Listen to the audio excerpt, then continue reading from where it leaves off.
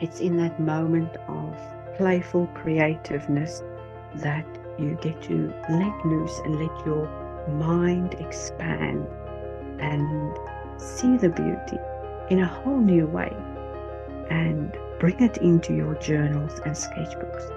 And if these pages end up being experiments, then wow, wonderful. You learned something and you're one step closer to 1,000 steps in reaching your dream, in reaching that pinnacle of every practice that you want to participate in.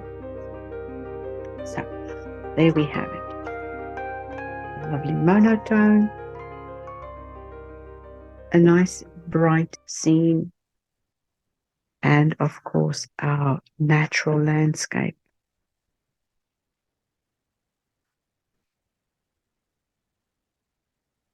Oh, it was this one that was the original from the Winnie and the Pooh. There we go. All right. Thank you so much for joining me tonight. You're more than welcome to join the Self-Mastery membership, where we do all kinds of personal development, self-mastery, creativity and bliss, and wonderful practices that you get to apply. This is one of 6 other practices that I haven't even mentioned in today's video. And if you can focus on a quick morning practice and a way for us to express that gratitude towards what we get to choose to be grateful for. And it's not that there's nothing to be grateful for. It's a matter of us finding those things to be grateful for, especially when you're overwhelmed, when you're tired, when the heaps of work just pile up and become more and more pressure. So when you release that pressure and begin to focus on a gratitude practice, things just become so much easier. So on the desk today, I have a couple of examples and little sketchbook journals that I'll show you. These are specific little journals I do in the morning as a morning practice. You might have heard me talk about my magic morning practices, and it's really 6 practices that I could participate in, but one of my favorite ones is just sitting down with my sketchbook and painting a little scene, even if it's an imaginary scene or something that I wish for, or if there's something beautiful happening in the sky, maybe a color or something, then I'll capture it in that little journal and I'll show it to you in a couple of minutes.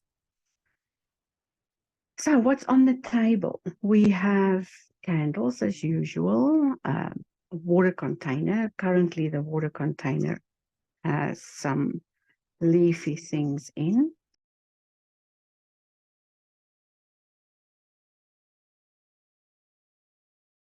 And then tissue paper, which is often called blotting paper, like this. And that's just to sop up some of the paint that we are either not wanting on the brush or that we want to dab off if there's too much moisture, or just in case we want to create a cloud in the sky. So I'll show you that as well. And this whole thing about our theme for tonight started because we had a class in Bryac this week, and I showed everybody some of the Winnie the Pooh pictures like these, and we all started coloring them in after a very intense lesson about shadows and the tones of colors and the shades ranging from dark to light and light to dark, and how every color can be used as a light or a dark, and how we can layer to create depth in our work. So this one only has 1 layer, and a little bit of shadow color. This one has a second layer, and a shadow color. And this one has those final darks in the right places and enough light in the lighter areas. And that helps that real contrast happen. Now, before we get to the landscapes, let me show you what I started in this book, because I'm pretty sure you want to see that. And how I did that was I took my color palette and traced it out over there just as a starting point inside a journal. And this one in particular is a Japanese brand that I bought from, now I might be lying here, but it might be Temu, but it could also be Amazon. I'm not 100% sure, but I quite like this paper. It's not too heavy, it's not too thick, and it has a really good watercolor flow. And that's what we're looking for in watercolor, is does the pigment move? Do we have the ability to create flow? And you'll often hear me talk about the flow when we're working with watercolor. And as a Reiki master, that flow state is what so many people are after. And what we do is we tense up and we tighten up and we think something needs to be painted a certain way, when in fact, you get so much more out of it if you are a little bit more relaxed. And that relaxed feeling where you put down a brush stroke and it just looks good, or you mix up a color and it plays so well with some of the other elements. Now, all of that is exactly what we're trying to capture in sketchbooks.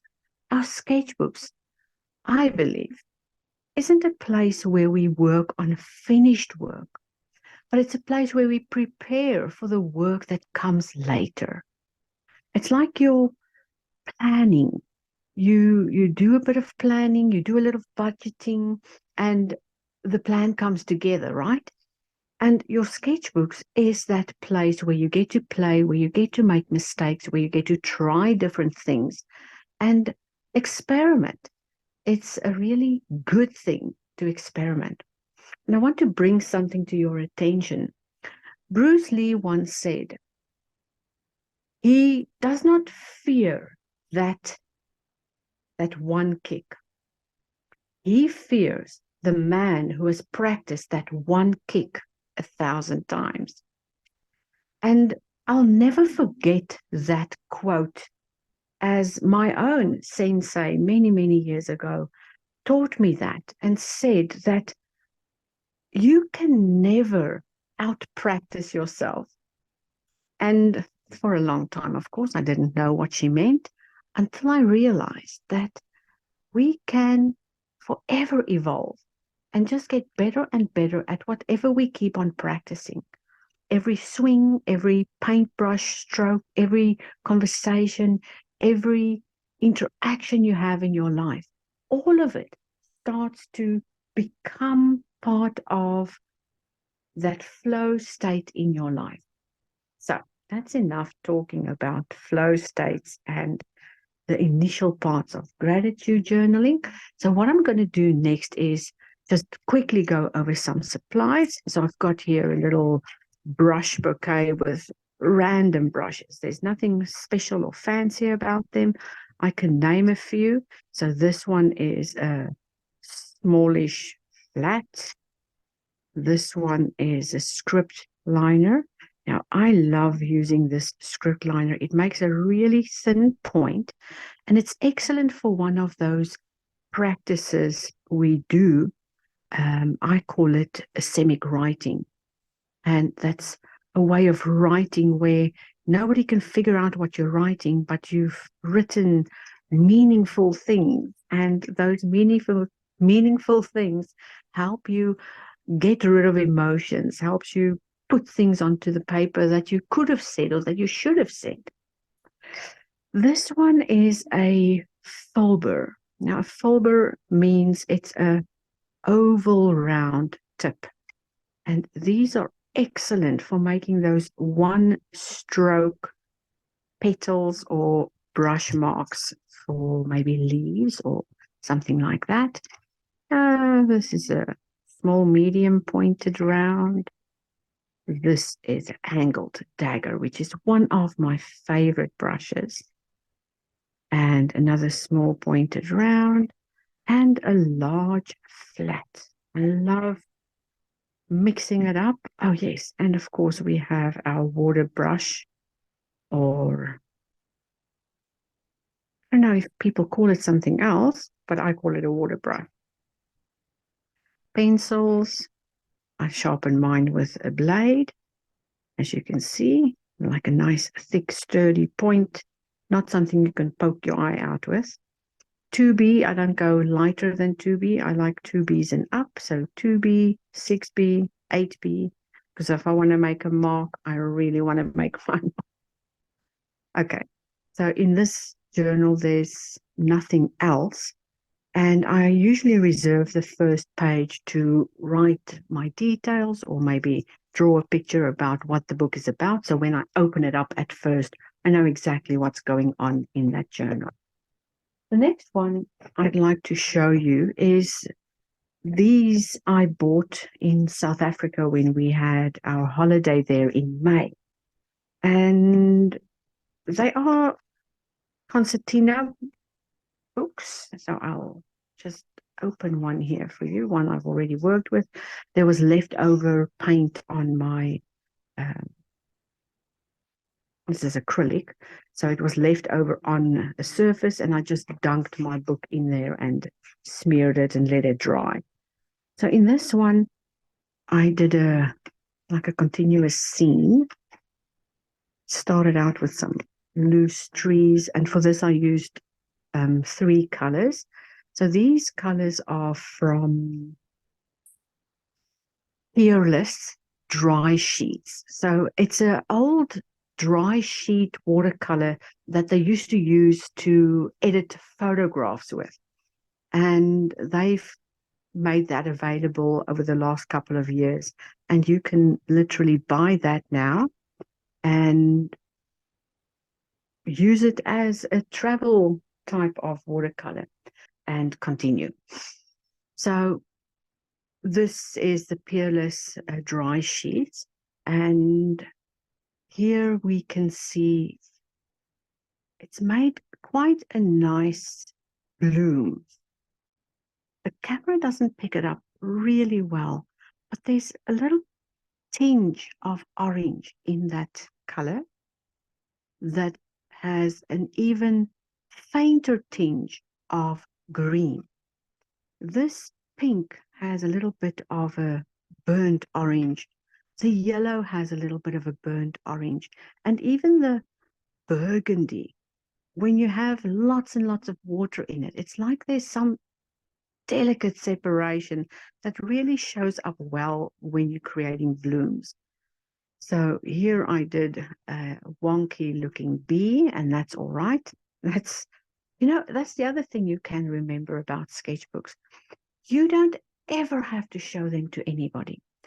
Those are your sacred memory keepers, where you get to see how you grow over the couple of years that you decided to do your practice or your meditations or your mindful morning sessions. And it's your place to mess up, to destroy a page if you want, and do all kinds of experiments where you get to learn, right? So here's just some random oddly shaped flowers with a couple of rose hips. And the other side, so that's what's nice about this concertina book, is it can open up to a whole scene and tell a story.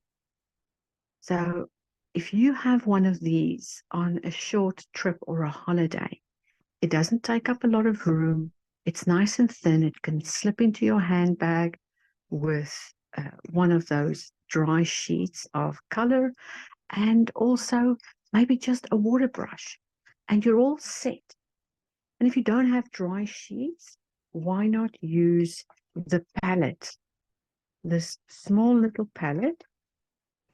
And something else I've shown on my channel many, many times is this palette that I made up of 6 Daniel Smith colors, and then like a teal blue and a rose, an opera rose, a little bit of white gouache, a small brush, water brush, and a pencil. And this is even smaller to take with. And you know what was in here? My pen. Let me show you. So this pen was in here like that. And it had a little soft cushion in. And these little pockets are from, what's it called? Like throat lozenges.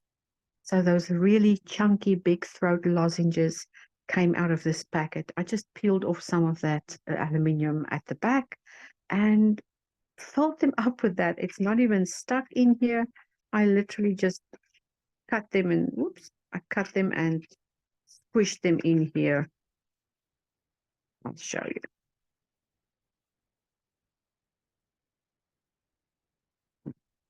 It's stuck there now because of some paint spillage, but that's all right. And yes, you've got a pretty awesome little travel palette that goes really well with a concertina sketchbook. And you can take it anywhere and have loads of fun.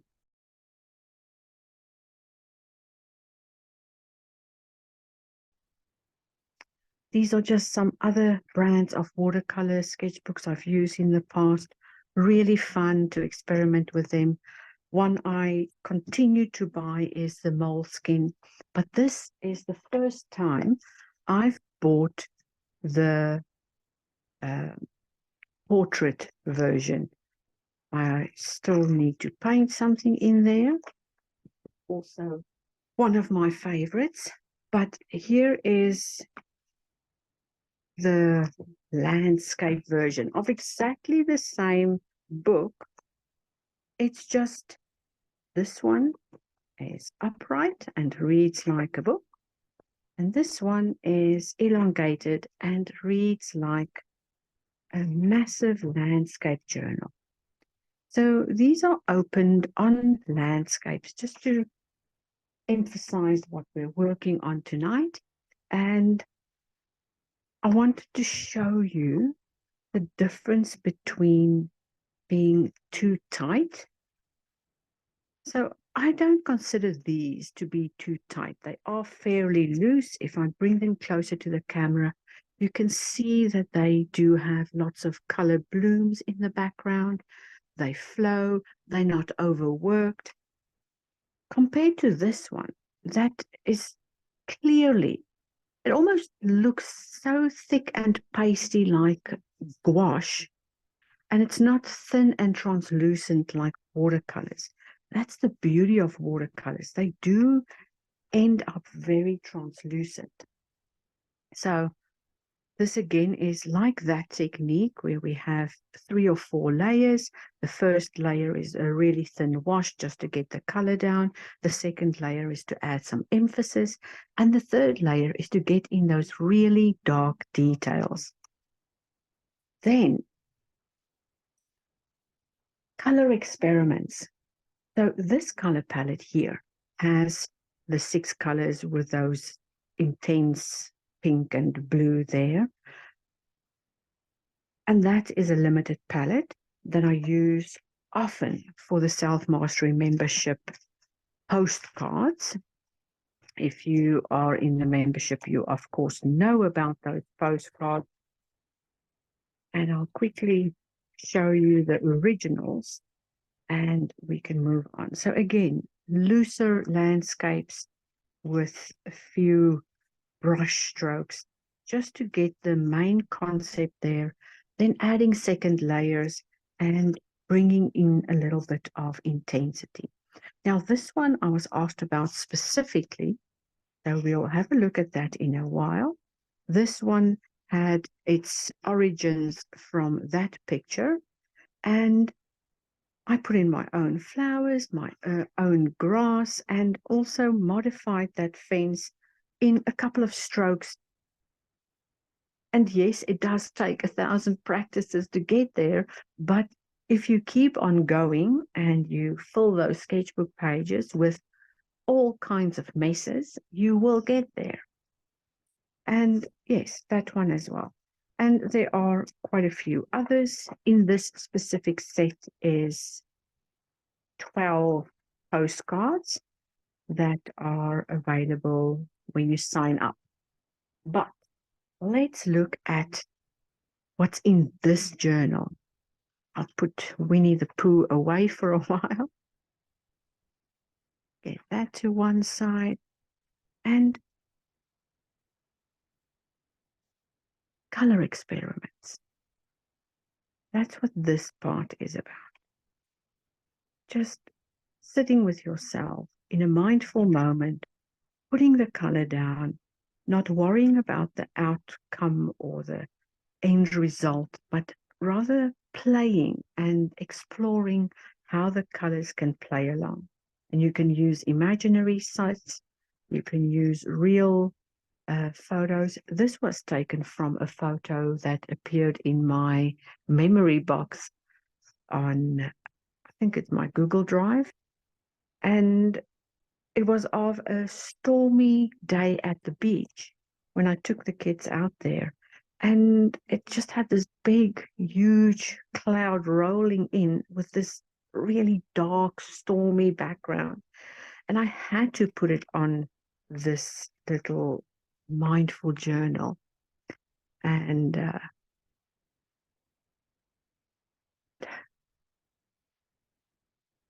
you can see how that bloom played there with that darker colors. And just a few strokes created the ocean. So in regards to that one, and I'll show you another experiment I did in class, and it's all the same concept.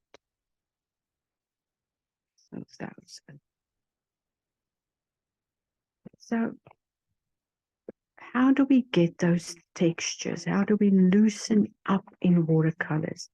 How do we play effortless?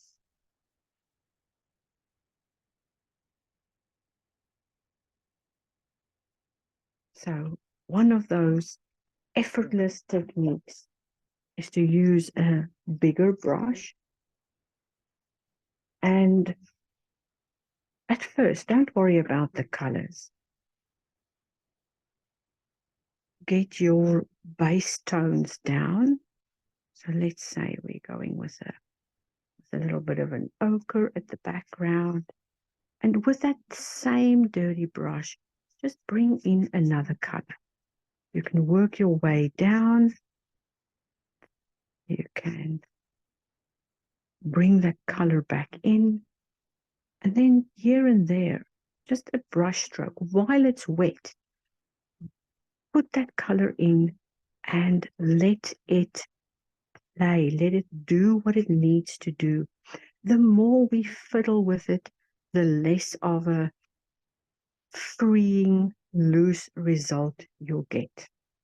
So I literally took more of that yellow ochre and put it in. And here and there, I'm going to take a deeper saturated version of that green, mix it on the palette until I can see it has a thicker consistency. And the thicker consistency will have less of a runoff, but it will give you enough blurring to create those first layers of imaginary shapes like that. It was just a mash up of pinks. And on that horizon, that same dark color mixed up with a little bit of brown, dotted here and there, some water at the bottom to help it flow and blend out. And you'll see when you tap into that wet with another wet brush or a mark, it will help to define those shapes. I want you to loosen up and forget about all the things you think you're doing wrong and just play. Play with that page and play with the background. You could have done the sky first. I'm going to do the sky this very second now with a couple of strokes. Not too much because I don't want the emphasis on the sky. I want the emphasis there on the landscape. And if I did want a little bit of a cloud, I'll take my tissue and while it's wet, just dab some of that. Let's deepen it so I can show you that again. So lots and lots of soft, wet areas. Let it run. And then take your tissue and dab it out. There we go. And at first, don't worry about the outcome. Just play. Have fun. And if you think that's a bit of a boring sky, take some pink, put it in there. And let that rest for a minute or two, up to the point where when you hold it to the light, that doesn't shine anymore, because that shiny, wet paint only allows for the wet in wet technique to work. But when you want to start defining further layers, you need to work on semi-dry paper. Now I can see that this bottom area here is starting to dry up nicely, which means if I take a brush now, let's play with that small pointed round and mix up more of that original green, still that same green, still the same consistency, not too thick, not too thin. We're talking about, let's say, milk, that milky consistency. If you can imagine yogurt being your real thick pasty mix, cream being the one between milk and yogurt, and milk being a little thicker than water, then you're on the right track.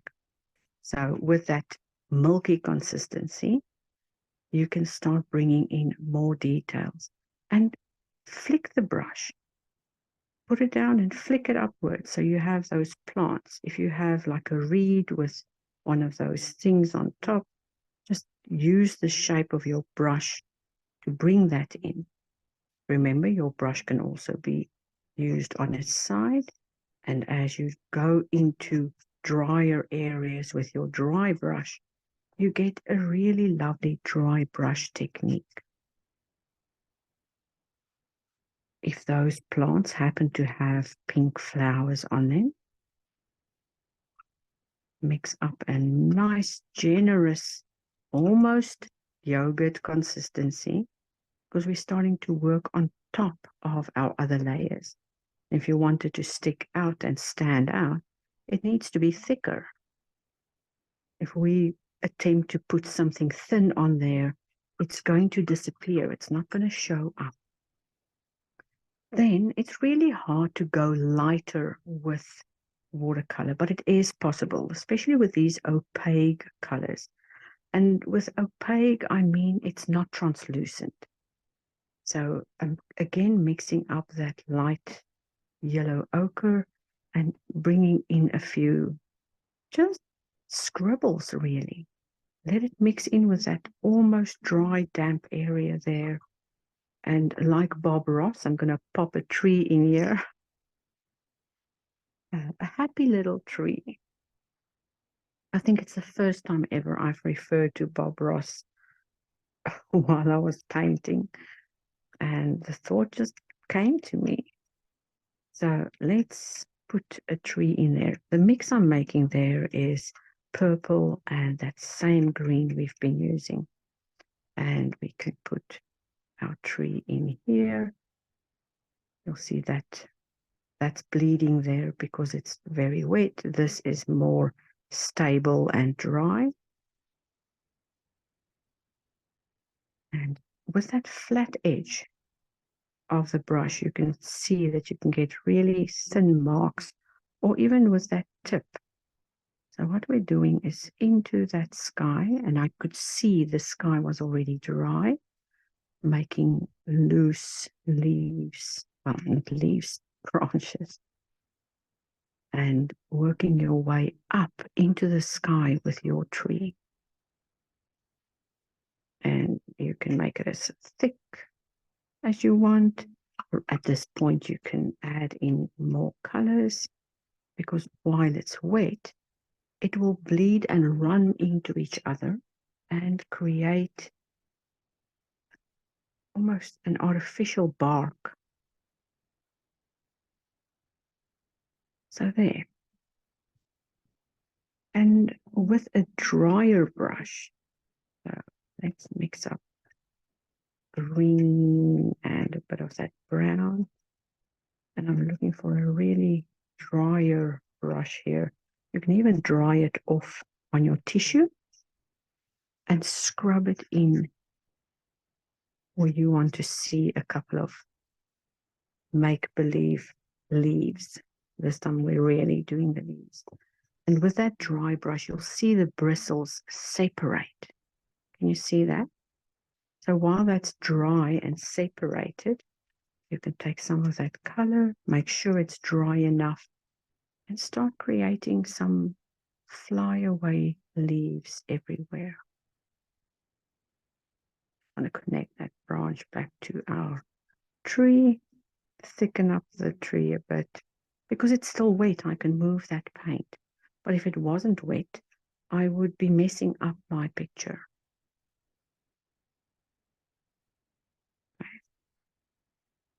Some lost twigs and leafy bits over there.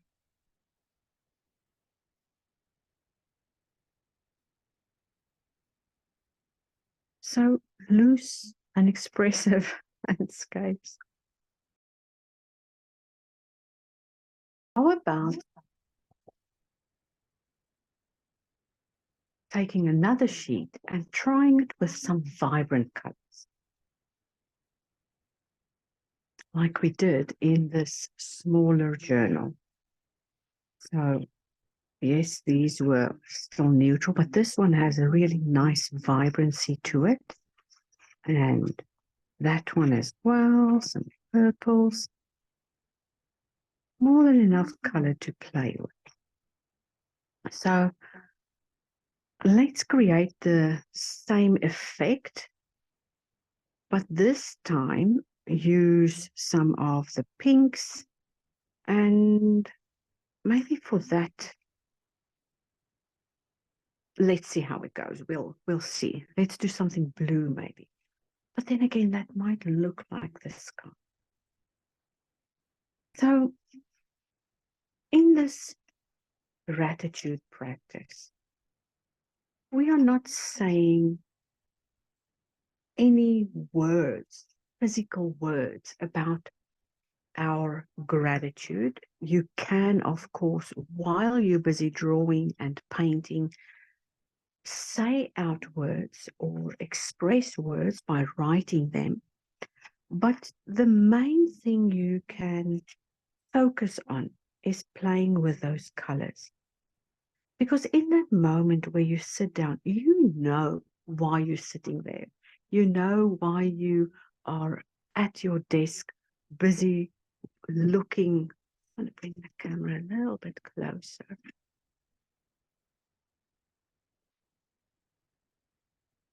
You know why you are sitting there, why you are creating, and you don't have to verbalize a gratitude practice. You can literally think of the things you are grateful for. You can sit there with the intention in your heart and continue your gratitude practice regardless. So a little bit of room here.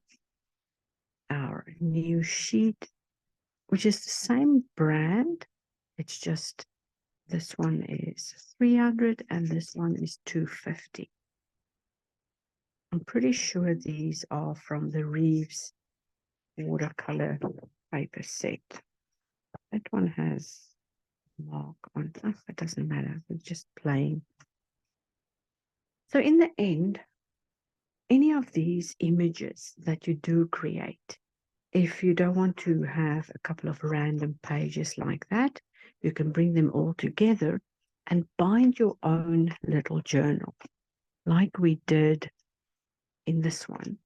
And this one is put together by some tracing paper sheets, some cardstock, some watercolor paper, more cardstock, and all kinds of half finished projects that were put together in this journal. Some were collaged items and some tell a really nice story. And I went through this journal with my 30-day self-mastery and transformation companion document. And that is available for you to download whenever you need a little guiding light on your road, and follow only the prompts that you want to. But if you really want to make an intense difference in your life, that moment of self-reflection is so, so important. And it will give you the headspace to reflect on what has happened, how you can further proceed with whatever you want to pursue next. And this little house plan or cottage plan with its outdoor seating area is part of my little wish happening on this lavender cottage, little farmland. And it's something that's going to be in the back of my mind.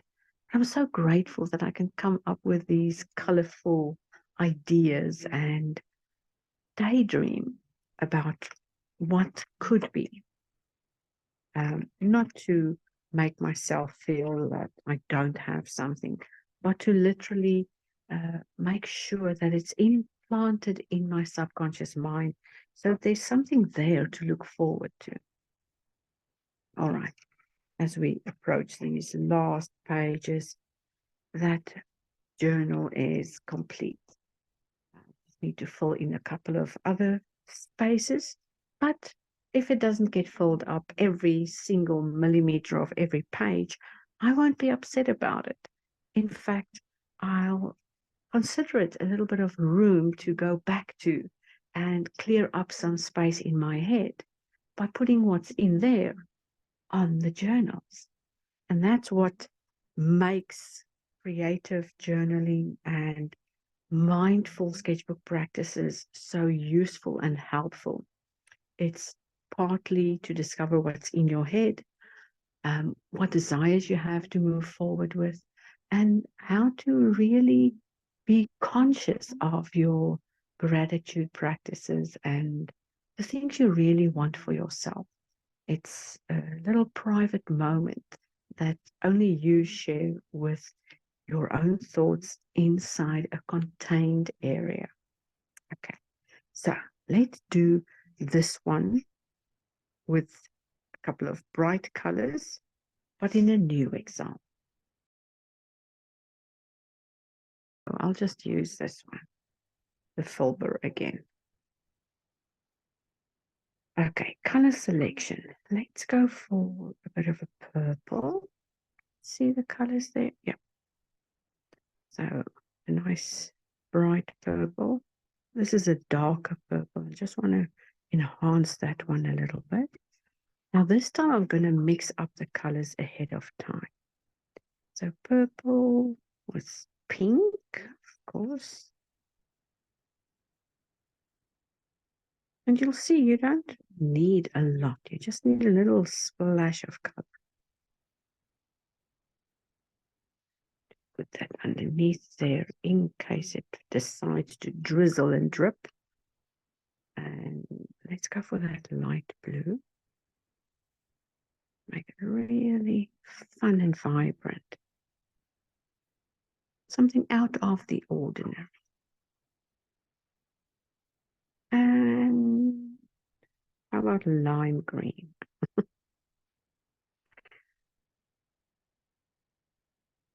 Oh yes, I know that little hole there was dirty, but let's just go with it. Okay. So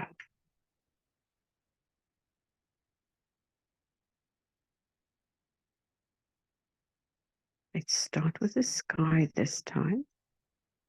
There's a little bit of green on there, but I'm not worried about it. It might give me some interesting effects. I can always add to the puddle. I think this time I'm going to go for a bigger sky. Okay. And then just take water, clean water. Make sure your brush is nice and drippy. And drip 2 or 3 dots of color, water in there, and let it run. Just leave it there to do what it wants to do. I just want to make sure I have a nice block to work. Then I'm going to take the lime green and just a couple of millimeters under that blue. See if I touch the blue, some of that green is going to run in there. And that's, again, okay. We're just experimenting. And then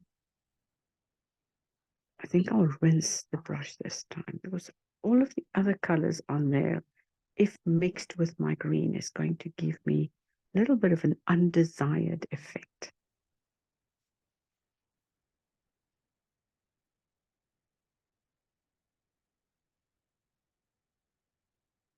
Pink, then a bit of purple at the bottom.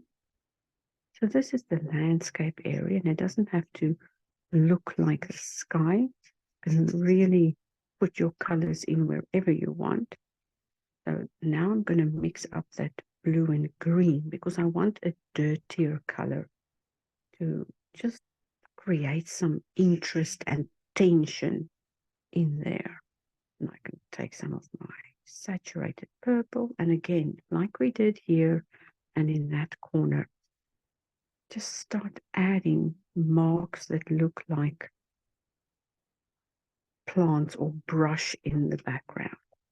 You can take some concentrated color straight from your pan and make your marks.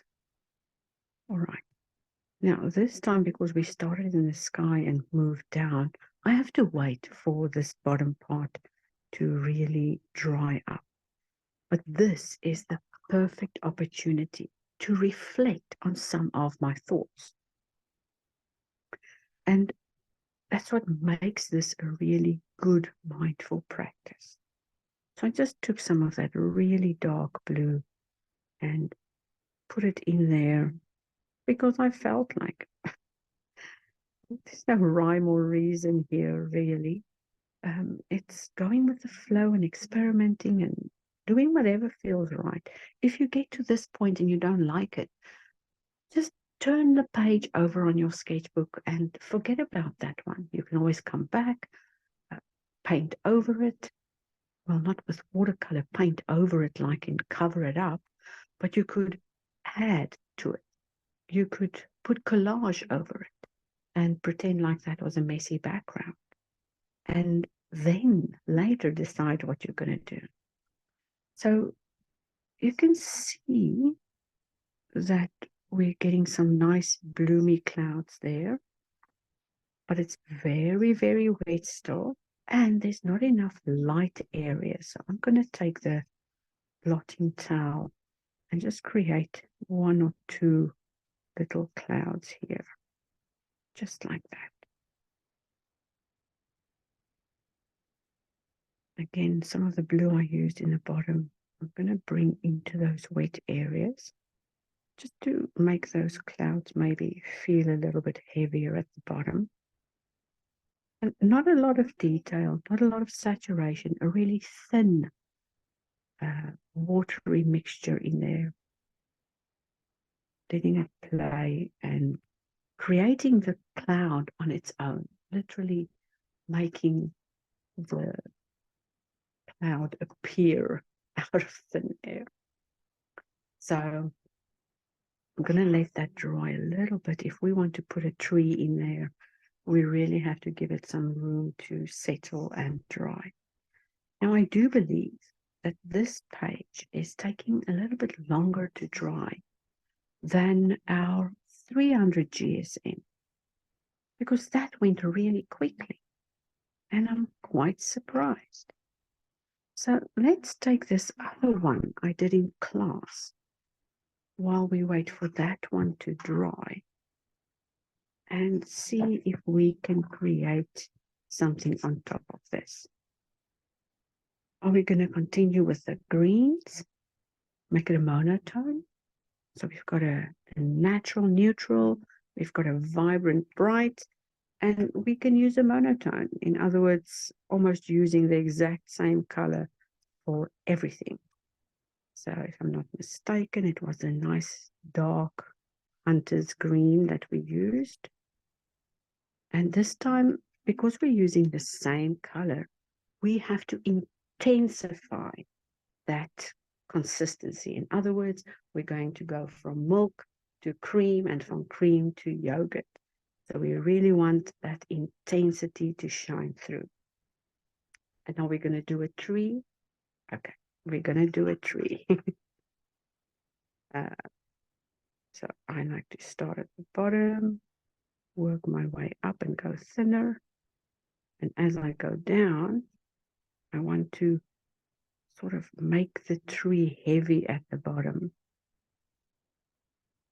and give it something to stand on. You know, maybe its own little piece of land here with smaller grasses or bushes or whatever these marks are. They don't have to be something specific. They can be whatever they want. So let's get a really thick, pasty gunk of color on that brush and add in some strokes. Just touch, touch, touch here and there. Same at the bottom here. We're just letting that play and move. And then with that same brush, take some pigment, but just dry it off a little bit so you don't have a droplet falling on your page. We want to make thinner branches now with a really big brush. So you can start at the outer edge and work your way back to the thicker stump as well. Or you can go from the stump outwards and go thinner. Thicken up the base and continue creating your tree. We all see trees all the time. The secret is to get out of your head and not think of painting a tree, but think of painting an upright body with limbs, you know, like you're standing stretched out with your arms stretched out. Trees do exactly the same thing. Now, to put in and remove pigment there is how you're going to get the textures in your tree. And with the back end of your brush, this back end, you can literally scrape in bark and branches and all kinds of things. And what happens there is the paint goes and lies in that furrow or that line you drew. So that line makes an indent in the paper and your pigment goes and lays in there. All right, I'm going to leave that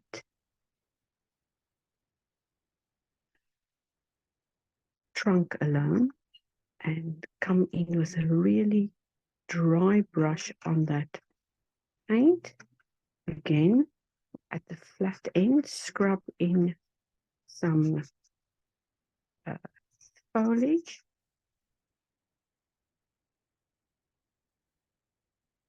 The foliage can't float anywhere away from your branch, so at least have it somewhat close to your branch. And while that's wet, you can now dunk in more colors. You can bring in a little bit of that limey yellow, and now that I think is too much for this particular tree, so just scoop it off and with your dry brush make leafy bits everywhere. Now, if you were to do this on your own, clearly you wouldn't be talking yourself through it, or you could. It would be a quiet, mindful practice that you simply let your ideas flow and go into the direction where you can think about things or come up with solutions. And what I'm doing now is just grabbing some of that bright yellow, and before my tree trunk dries, I want to drop in some color and a little bit of water and just leave that to play. It looks like this is dry enough for us to continue our little experiment with.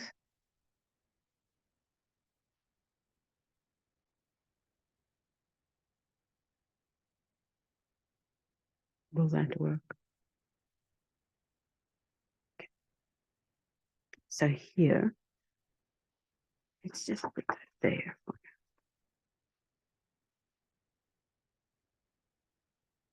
In this nice mixture of color, we can bring in another tree.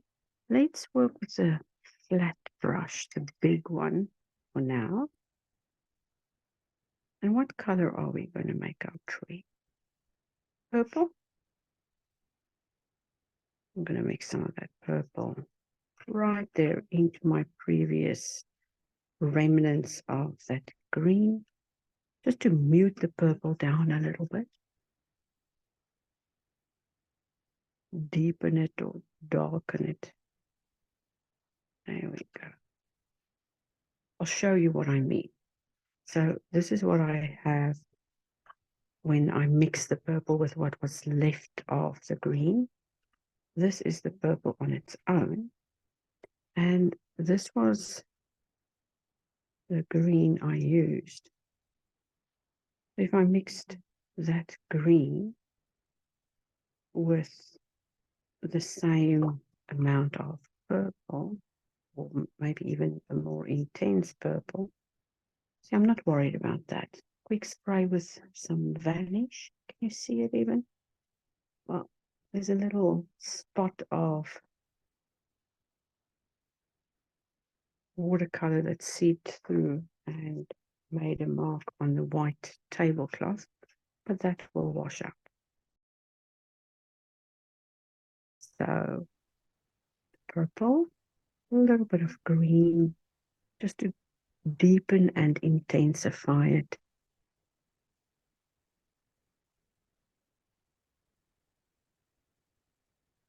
This is quite a big brush, so we need quite a bit of paint.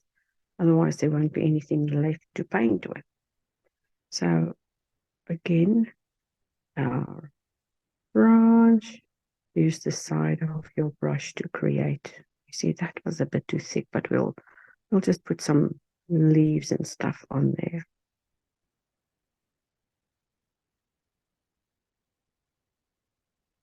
So when you're outside, creating a mindful moment for yourself by painting a nature scene or just listening to the birds and enjoying the outdoors. It really doesn't matter what tree you paint.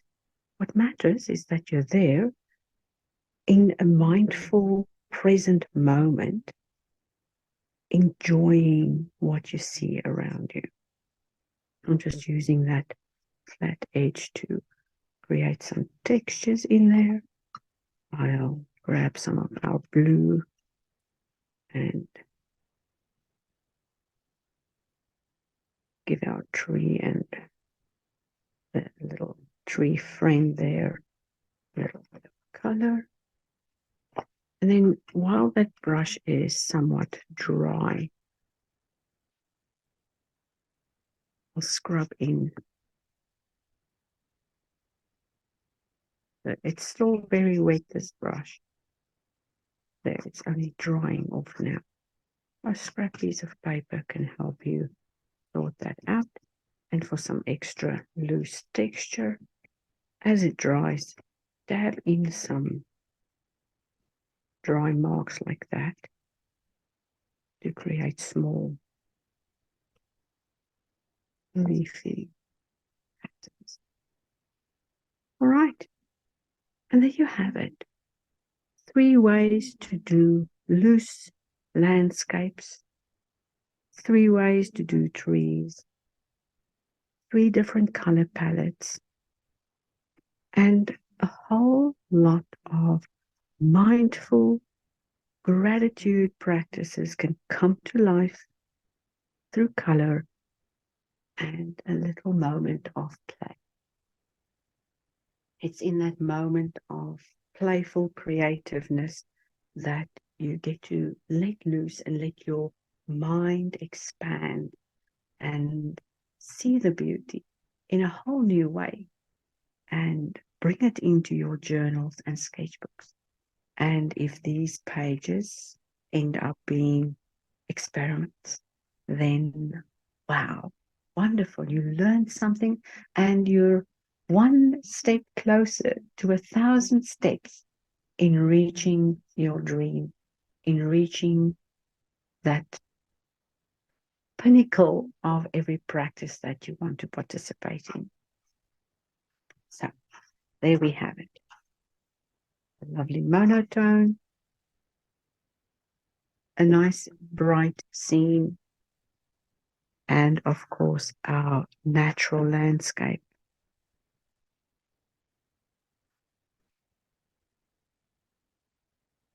Oh, it was this one. It was the original from the Winnie and the Pooh. There we go. All right. Thank you so much for joining me tonight. You're more than welcome to join the Self-Mastery membership, where we do all kinds of personal development, self-mastery, creativity and bliss, and wonderful practices that you get to apply. This is one of 6 other practices that I haven't even mentioned in today's video. And if you can focus on a quick morning practice that will get your mind going, then maybe you'll be interested in that 1-page mindset magic. Or is it 1-page morning magic? I think that's it. It's the 1-page morning magic. So you get to plan out a little bit of your day, get some things going, and it's an alternative to having a mindful, colorful morning in your sketchbook journal. If you're outside, just give thanks to nature as well, because that is the planet we live on and the planet that nourishes us and is responsible for the food that we eat and the air that we breathe.